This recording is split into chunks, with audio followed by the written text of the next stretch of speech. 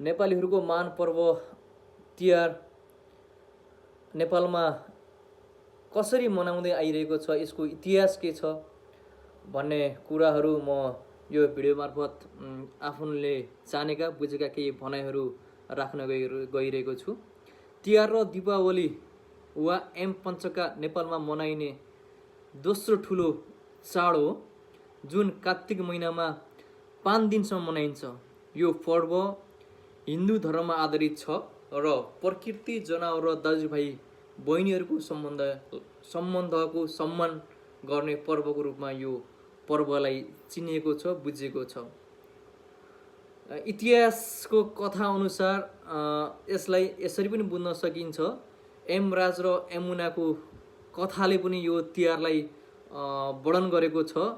एकपटक यमराजले बहिनी यमुनालाई लामो समयसम्म भेट गर्न नपाएको हुँदा यमुनाले धेरै पटक उनलाई निम्तो पठाइन्। अन्ततः यमराज उनीसँग भेट्न आए। यमुनाले उनलाई मिठा खानेकुराहरू, टिका, फुलमाला लगाइदिन् र दीर्घायुको कामना गरिन्। यसबाट यमराज निकै प्रसन्न भएर भने, आजबाट जुन बहिनीले दाजुलाई मनदेखि टिका लगाउँछे, त्यो दाजुलाई दीर्घायु र स्वास्थ्यको आशीर्वाद मिल्नेछ। त्यस बेलादेखि भाइटिकाको परम्परागत सुरु भएको भनेर मानिन्छ।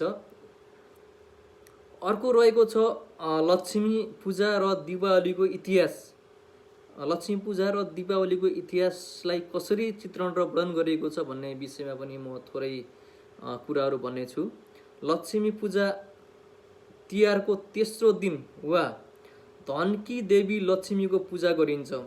यो दिन घर सफा गरी दीप दिया बत्ती बालिन्छ, जसले देवी लक्ष्मीलाई आकर्षित गर्छ भन्ने विश्वास छ। लक्ष्मी पूजालाई रामायण अनुसार पनि व्याख्या र वर्णन गरिरहेको छ। यो दिन भगवान राम लङ्काबाट फर्किने दिनसँग पनि जोडिएको छ, जब सीता, राम र लक्ष्मण सहित 14 वर्षको वनवास पछि अयोध्या फर्किए। तब नगरवासीहरूले दीप प्रज्वलन गरे, उनीहरूलाई स्वागत गरे। त्यसैले यो दिनलाई दीपावली पनि भनेर भनिएको छ। तिहारका मुख्यतया 5 दिनलाई हामीले 5 पर्वको रूपमा पनि मनाइएको छ, जुन 1 नम्बरमा रहेको छ काग तिहार। काग तिहारमा हामीले कागको पूजा गरिन्छ।